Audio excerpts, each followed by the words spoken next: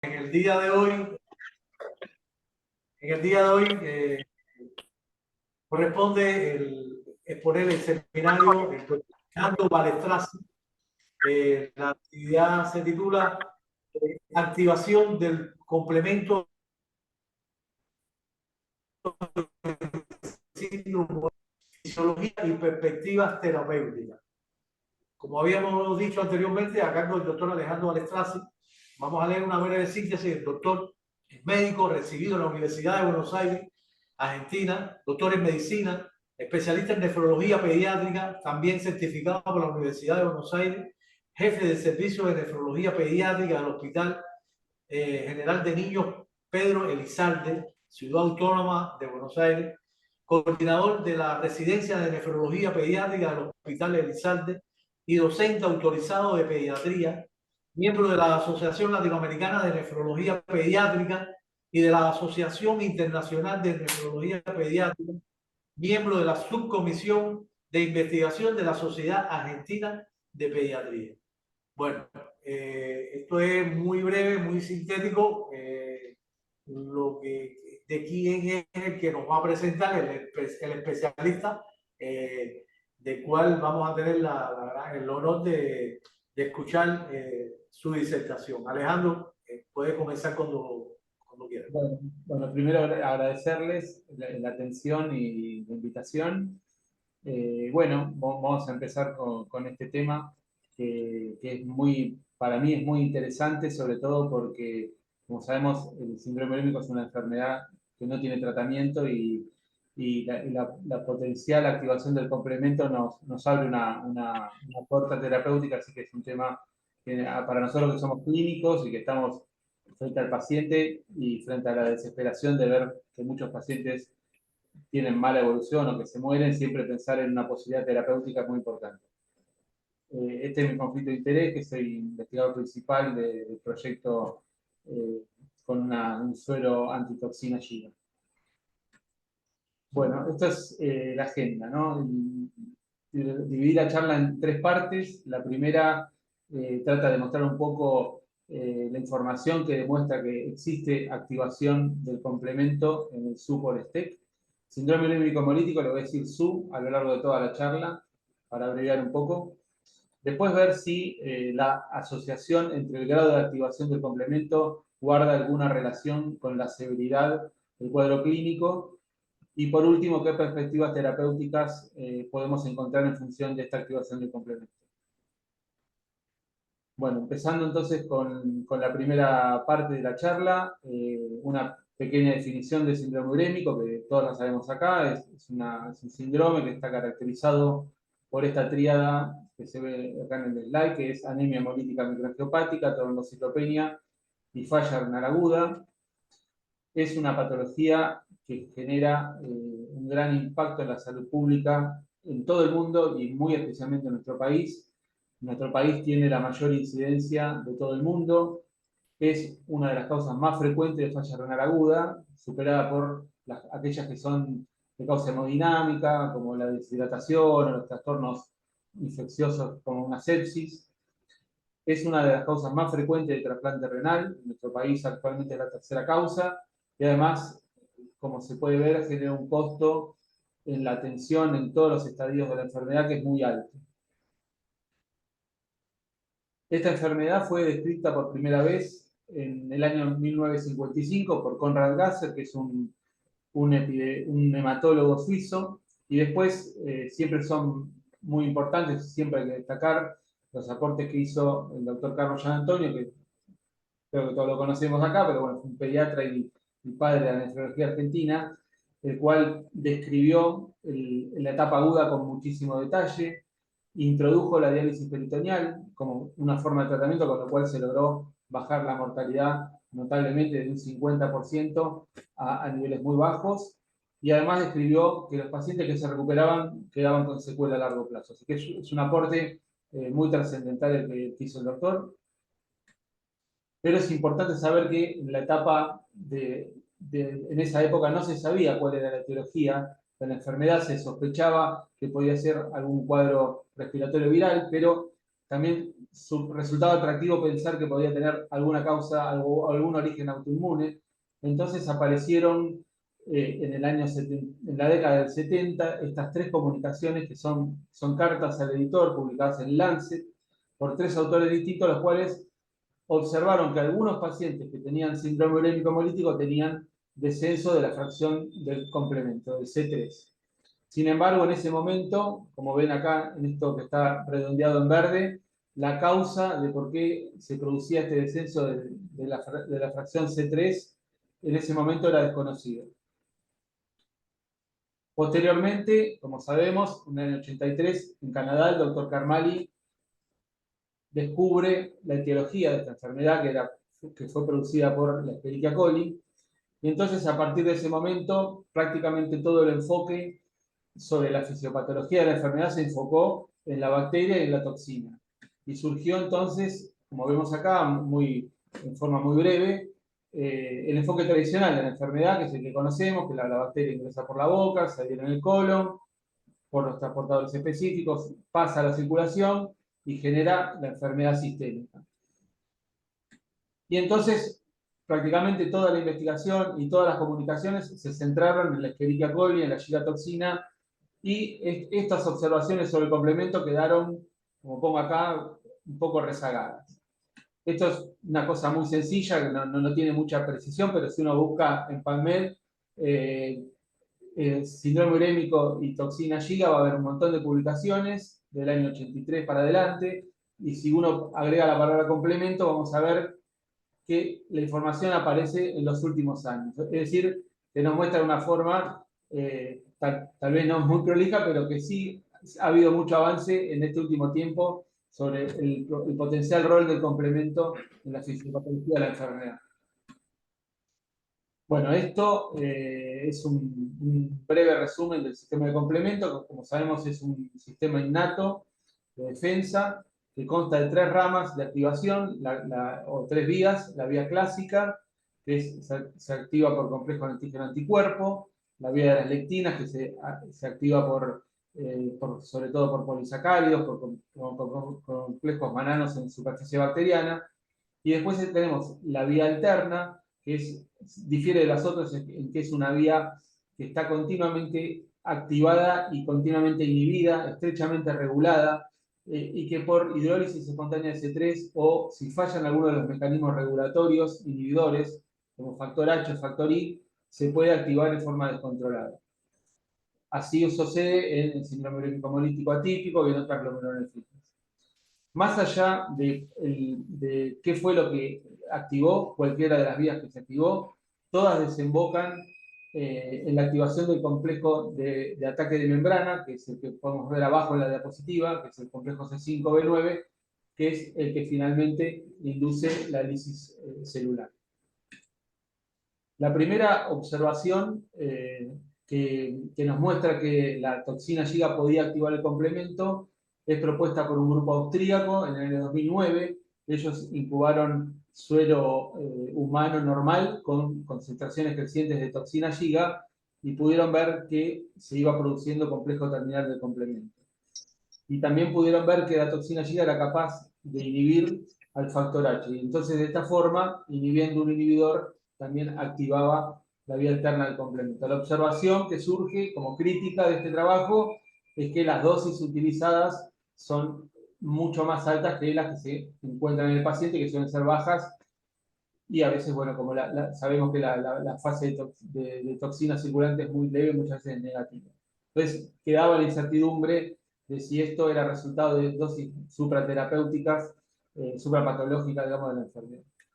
Posteriormente, un grupo italiano, en un modelo murino, al cual le inyectaba gigatoxina, pudo ver que se generaba una microangiopatía trombótica y pudieron medir depósitos de C3 en endotelio glomerular, lo cual daba una idea de que había activación también del complemento. Y después, para poder discernir si lo que se activaba era la vía alterna o la vía clásica, repitieron el experimento, como podemos ver en la barra del medio. Administraron la toxina giga junto con un inhibidor que inhibía todas las vías del complemento, entonces ven que no se forma, no hay C3 endotelial. En cambio, cuando la toxina la dieron junto con ECTA, que es un inhibidor de la vía clásica, es decir, que la vía alterna quedó liberada, nuevamente había gran depósito de C3 endotelial. Entonces, este trabajo aporta no solo que, como se había visto en el estudio anterior, había activación de complementos, sino que también da una idea de que la vía que se activa es la vía alterna. Posteriormente, también se midieron en glóbulos rojos, en superficie de glóbulos rojos se midió depósitos de C3 y se encontró que había depósitos de C3 y en microvesículas de glóbulos rojos, esto ya está hecho en adultos y en niños, había depósitos de C5b9, y entonces también se postula que una parte de la hemólisis producida por la enfermedad también se debe a actividad del complemento. Y por último, este grupo italiano también observó que la chigatoxina, al unirse a las células del podocito, siempre pensábamos que principalmente el target era las células glomerulares, pero ahora se sabe que es muy importante la unión a podocitos y que también esto genera la microangiopatía y también se acompaña esto de activación de la vía alterna del complemento. Ya pasando a trabajos en niños, se empezaron a medir a partir de estas observaciones fracciones de complemento para demostrar la actividad en vivo. Y como pueden ver en este trabajo de Westra y colaboradores, es un trabajo holandés, se midió C5b9, complejo terminal, y fíjense en relación a los controles, cómo demostraron una elevación en la etapa aguda que bajaba en la etapa de convalescencia. Este es un trabajo también de nuestro país, de la doctora Vallés, en el cual se midió C5b9 en pacientes controles, en pacientes con diarrea, y fíjense que los pacientes que tenían síndrome urémico tenían niveles más elevados y además agregaron que los pacientes, cuando compararon los niveles de C5b9 en pacientes con formas leves y formas graves, aquellos con formas graves tenían mayor activación, mayores niveles. También esto se ve a nivel tisular. Fíjense, estos son glomérulos renales, fíjense cómo hay depósitos de C5b9 en pacientes con SU, lo cual da una idea de que existe esta activación de complemento por la enfermedad. Y si bien todo esto estuvo siempre focalizando en la vía alterna, algunos estudios más recientes también hacen pensar que la vía de las lectinas está activada. Este es un trabajo en el cual, en un modelo murino, se activa solución fisiológica y se mide el filtrado glomerular. En la primera etapa es normal, luego lo administran junto con toxina y cae el filtrado acompañado de microangiopatía trombótica, y cuando inyectan la toxina junto con un bloqueante de la vía de las lectinas, la microangiopatía que se desarrolla es mucho menor y la caída del filtrado también. Entonces, de una forma indirecta, hace pensar que hay activación de lectinas, y también esto se refleja a nivel tisular. Fíjense cuando se inyecta la toxina, el depósito de fibrinógeno en la foto del medio es superior al control, pero cuando la toxina se da con un inhibidor de la vía de las lectinas, es menor, prácticamente se parece al control. Y además de la toxina, que es hasta ahora casi toda la evidencia está en favor de que la toxina activa el complemento, también se sabe que otro factor de virulencia de la Escherichia coli son los lipopolisacáridos, los cuales a través de los receptores Toll-like 4, que sabemos que están elevados en los neutrófilos de pacientes con síndrome urémico, es también capaz de activar la vía del complemento. O sea que si bien la mayor evidencia es que la activación es por la toxina Giga, una parte también puede ser activada por los lipopolisacáridos.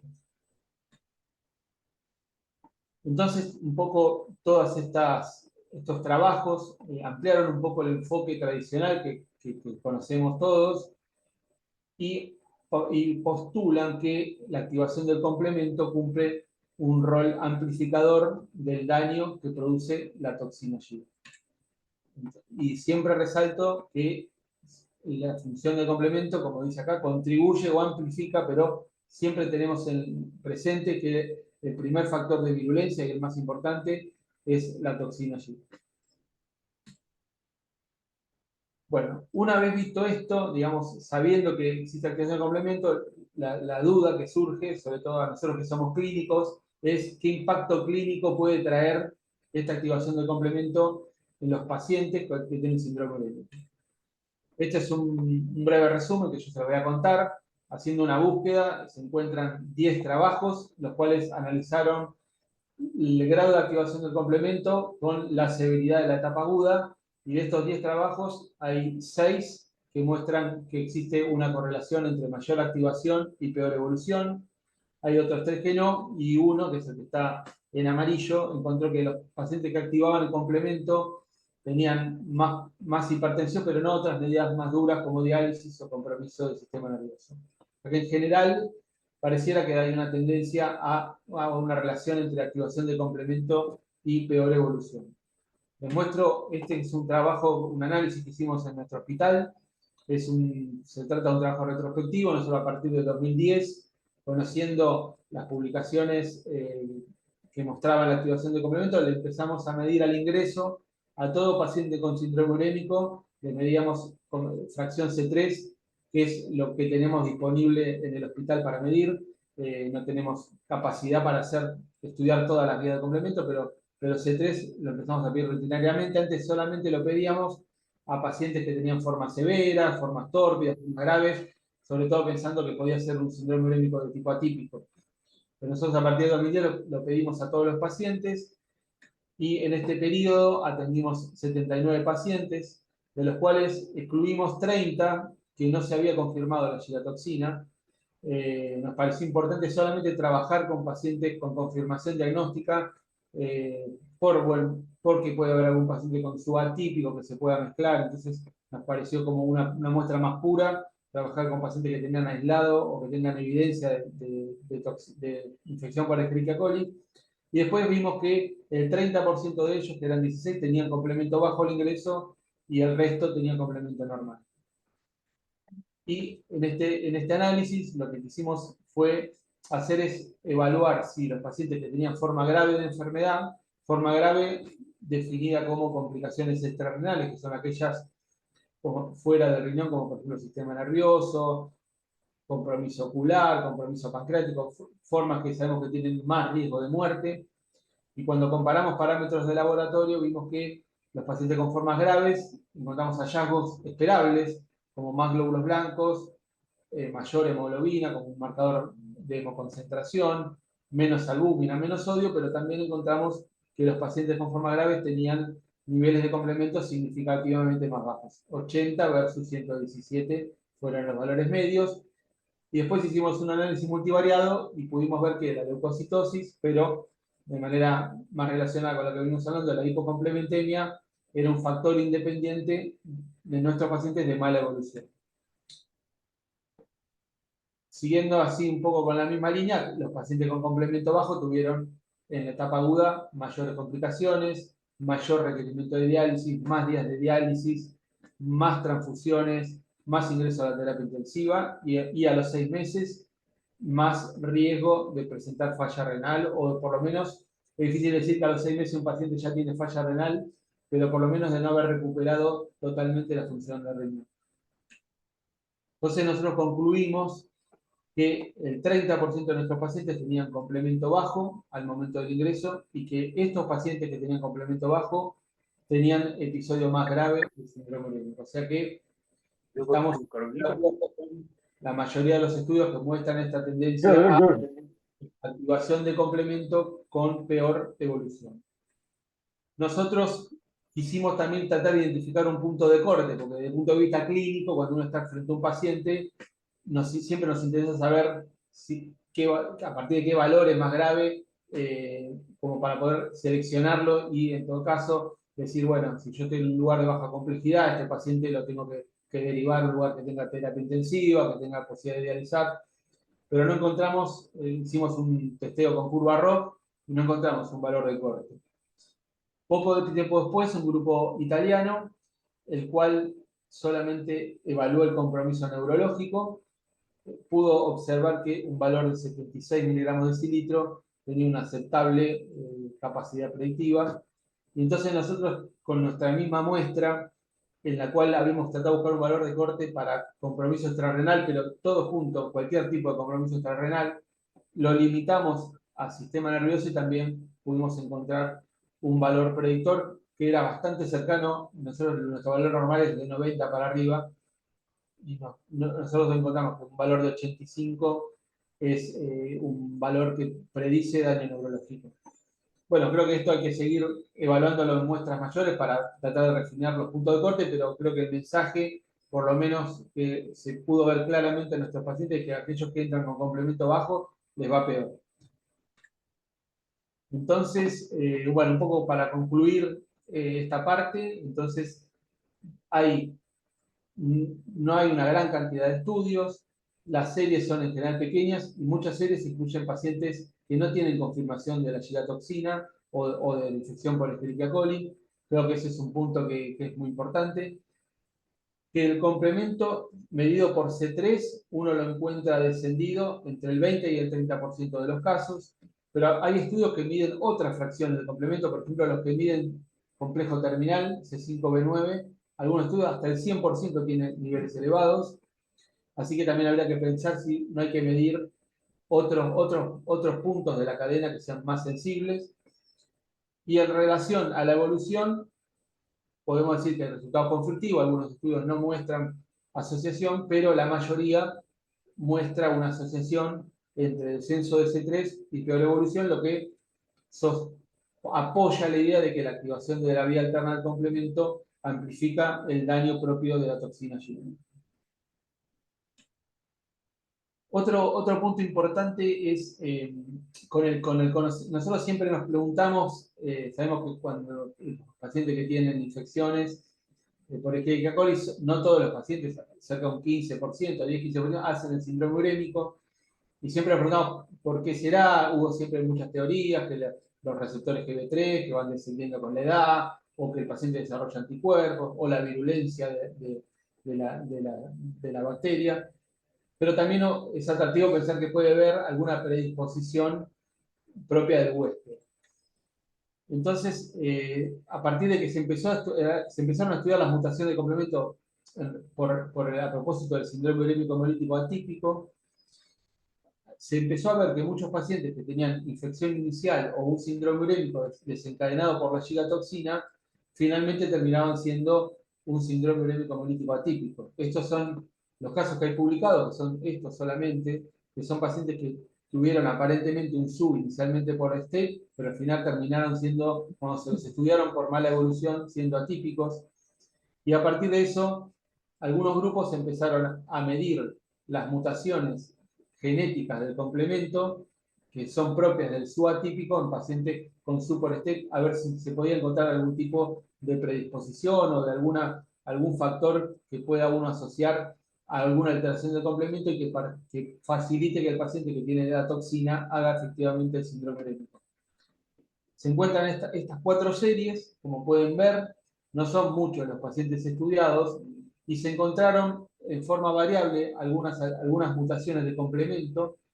Por ejemplo, este estudio encontró el 12%, este un 28%, este 16%. Este es un estudio argentino que encontró en 3 de 31 algunas alteraciones, pero en general no son mutaciones que no están identificadas o que no son variantes patológicas, que se han interpretado como mutaciones de complemento sin significado o con significado incierto a la fecha, y por lo tanto no hay conclusiones concretas al respecto, pero es un área que uno va viendo que cada vez aparecen mayores publicaciones de estudiar si los pacientes que tienen SUB por STEC no tienen alguna alteración de complemento que predisponga al desarrollo de la enfermedad. El grupo francés, que es un grupo que ha trabajado mucho en el tema, recomienda estudiar a los SUB por STEC con buscar la mutación de complemento si el paciente presenta curso fulminante, una progresiva evolución rápida a la falla renal menor de 3 meses, y si hay SUB recurrente con historia familiar. Esto es una recomendación que hacen en Francia, que es difícil de extrapolar a nuestra realidad, no solo por la cuestión económica, sino también por la cuestión epidemiológica. Y les muestro a forma de anécdota, nosotros tuvimos 2 pacientes que rápidamente evolucionaron a falla renal, crónica terminal que requirieron ingresar en diálisis. Entonces los estudiamos porque a veces uno dice, bueno, capaz que fue un SUB por STEC, los dos tenían STEC documentada, pero dijimos capaz que es una STEC que disparó un SUB atípico y después el chico se va a trasplantar, requiere otros cuidados. Bueno, los estudiamos y en un caso no dio normal y en el otro encontramos algunas variantes de la vida del complemento, pero no eran relacionadas con SUB atípico y finalmente el comportamiento fue de subtípico. O sea que es un área nueva, pero que creo que en unos años vamos a saber un poco más y me parece importante traerlo acá a la charla como para tenerlo en la cabeza. Les muestro así de forma de anécdota, uno de estos pacientes había hecho una gangrena, que es una manifestación muy rara en el SUB STEC y se escribe más en el SUB atípico. Le hicimos una biopsia en el dedito y tenía microangiopatía en la falange, en la piel, perdón, y bueno, acá quedó esto cómo quedaron sus deditos luego de la recuperación de la enfermedad. Esto nos motivó, tenía hipocomplementemia, esta forma fuera de lo habitual, nos motivó a tratar de estudiarlo para su atípico, pero bueno, los resultados, como les mostré, nos dieron significado incierto, el paciente se ha mantenido estable y no tuvo recurrencia, le dosamos complemento periódicamente y siempre se mantiene normal. Así que, bueno, es un caso interesante que se los quería compartir. Bueno, y por último, entonces, como para a ver a qué nos trae todo esto, es qué perspectivas terapéuticas puede tener, qué implicancia terapéutica puede tener esta activación del complemento. Entonces, planteado este nuevo enfoque fisiopatológico de la enfermedad, surge una droga que es un monoclonal que se llama eculizumab, el cual, como ven acá, inhibe la fracción C5 del complemento, inhibe su activación y por lo tanto impide que se forme el complejo de ataque de membrana. Es muy atractivo porque como frena el último paso, independientemente de la vía que se haya activado arriba, finalmente va a impedir el daño porque actúa abajo de todo de la vía. Y el uso de esta droga cambió trascendentalmente la evolución del SUB atípico. Les traje esta curva de sobrevida renal, fíjense los pacientes que reciben eculizumab, cómo tienen mucha mejor sobrevida renal comparado con grupos históricos que no recibían la droga. Ha prácticamente revolucionado la enfermedad y entonces, teniendo en cuenta que el SUB por STEC tiene una parte de su daño que podría estar mediada por el complemento, resultó atractivo, lógicamente, ver qué pasa con esta droga en el SUB por STEC. Les recuerdo, como dije antes, en el 2009 fue cuando apareció la primera evidencia de activación del complemento por la gigatoxina y 2 años más tarde aparece una carta de lectores en New England Journal of Medicine en 2011 que ya 3 pacientes que tenían síndrome urémico por toxina giga, formas graves, los trataron con eculizumab y los 3 que tenían daño neurológico muy severo recuperaron muy rápidamente. Esta es una foto ilustrativa de un paciente, de una resonancia magnética, que fíjense rápidamente, un día después del tratamiento, cómo mejoró. Y es muy interesante ver que esta mejoría en las imágenes y en el cuadro clínico neurológico que describen los autores se asoció con un freno en la microangiopatía trombótica muy marcado y muy relacionado con la administración de la droga. Acá lo pueden ver, fíjense, la línea punteada abajo es el momento cero, el día que se da el eculizumab, y fíjense cómo rápidamente baja la LDH y cómo rápidamente suben las plaquetas, es decir, que marca que la microangiopatía se finaliza o se mejora muy rápidamente, y esto es lo que finalmente induce la mejoría a nivel del sistema nervioso. Bueno, nosotros, alentados por esta publicación, nosotros y en todo el mundo, los nefrólogos, cuando tuvimos alguna ampolla disponible de eculizumab, porque es un uso fuera de prospecto, porque la droga está aprobada para el SUB atípico, lo hemos utilizado, y acá les muestro una experiencia que tuvimos con un pacientito nuestro que tenía Escherichia coli documentada, que tenía convulsiones subintrantes, que estaba en la terapia intensiva, gravísimo. Perdón. Y entonces nosotros le dimos eculizumab, rápidamente mejoraron las convulsiones, el cuadro clínico, y cuando miramos los parámetros hematológicos, la evolución fue similar. Rápidamente el paciente bajó el LDH y rápidamente subieron las plaquetas.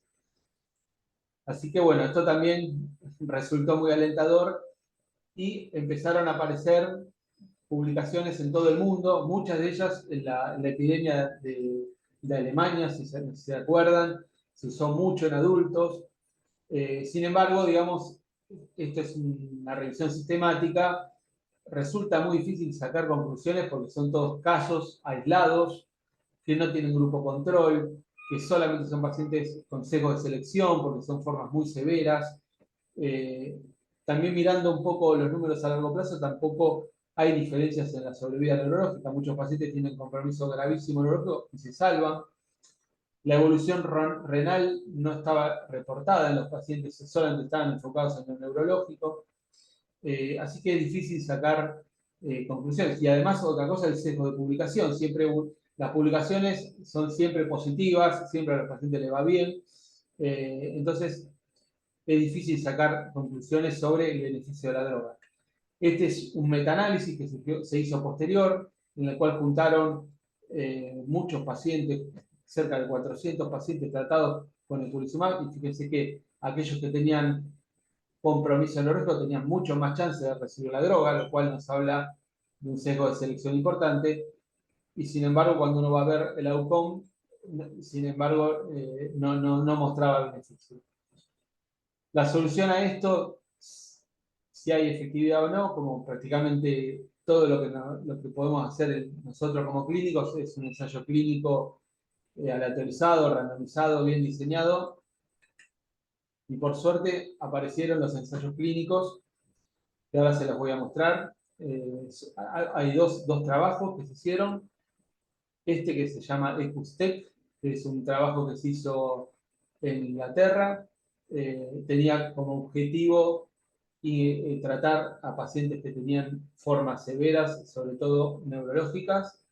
Se incluían pacientes con diarrea de hasta 14 días y el esquema era 2 dosis. Lo que tiene el eculizumab es que pensamos que la activación del complemento en el SU por STEC es transitoria, a diferencia del SU atípico, que el paciente lo tiene que recibir generalmente periodos prolongados, años. Acá pareciera que con 1 o 2 dosis el paciente podría tener inactivado el complemento hasta que recupera de la fase aguda.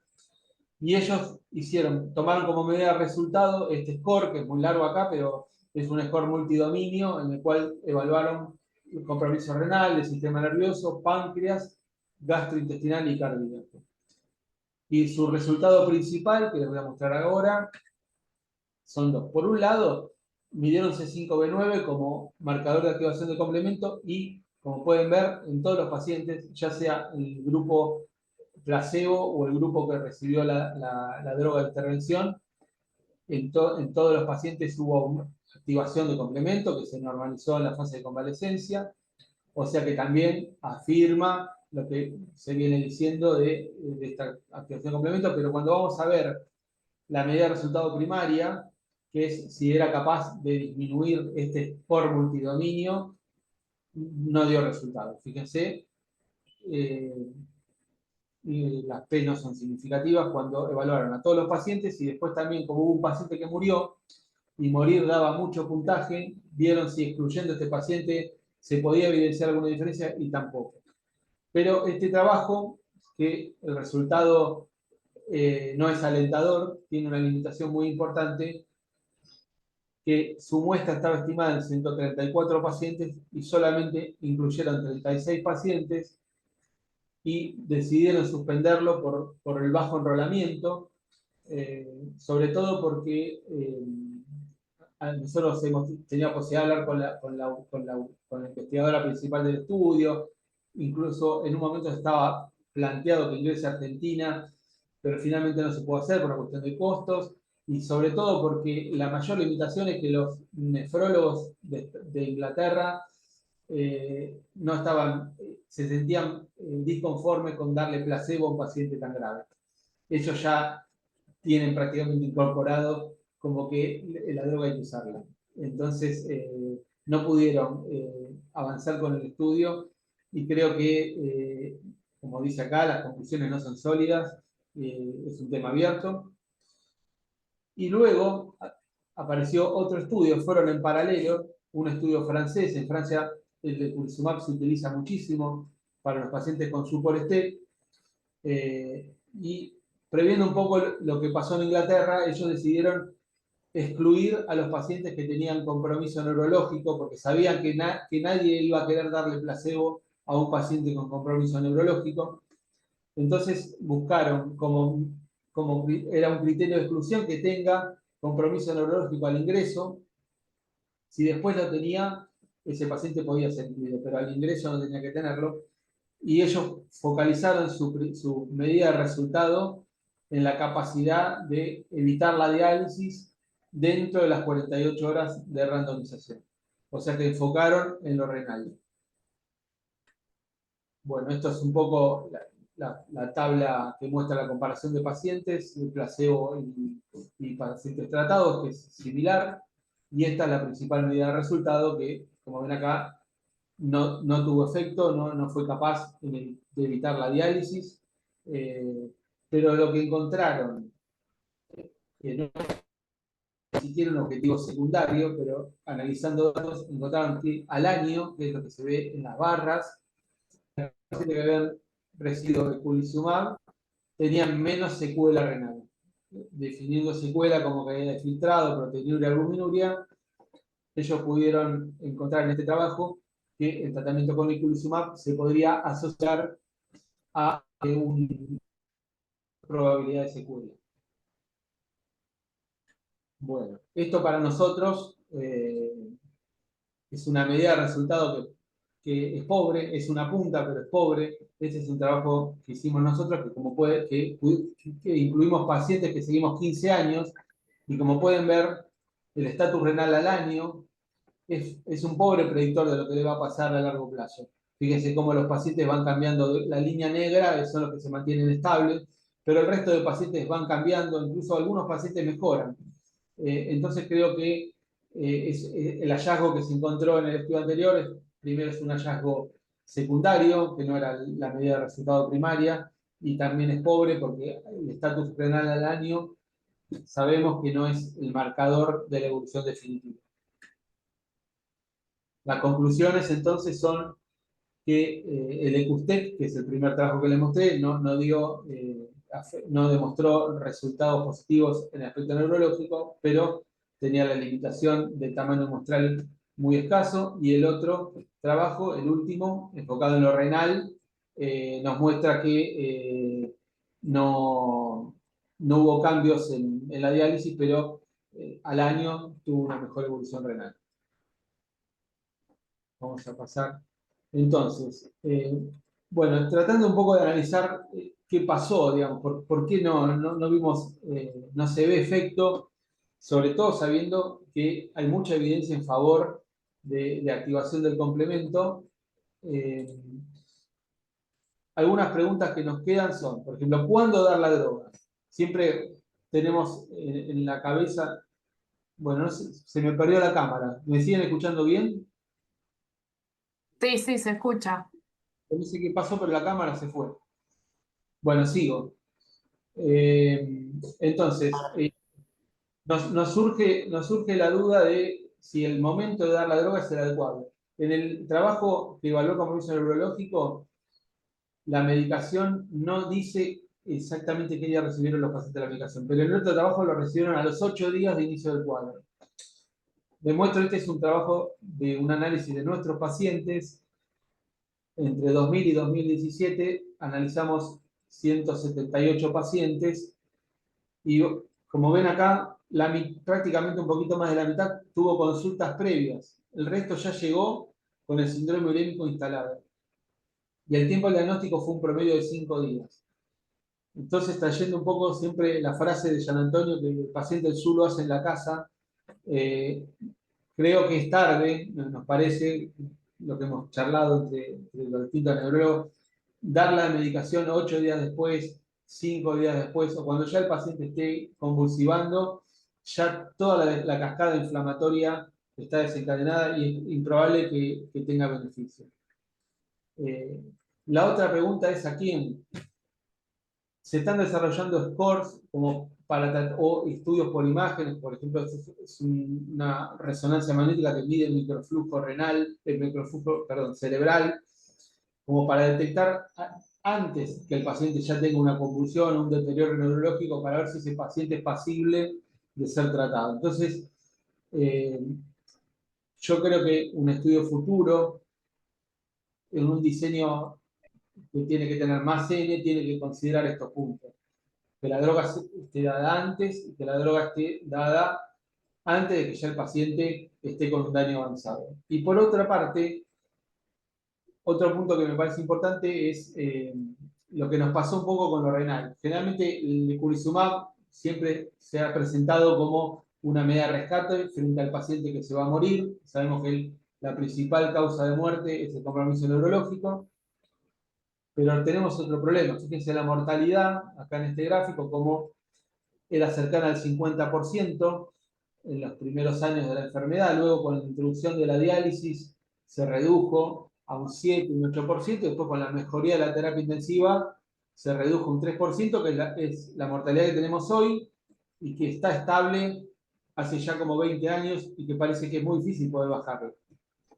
Sin embargo, digamos, así como bajó la mortalidad, los pacientes que quedan con secuela renal cada vez son más, o no sé si son más, o lo detectamos mejor, porque antes medíamos proteinuria y filtrado glomerular y ahora medimos microalbuminuria, hacemos Holter de presión, o incluso, este es un trabajo que hicimos hace un tiempo, que medimos Transforming Growth Factor Beta y vimos que todos los pacientes tenían elevados los valores.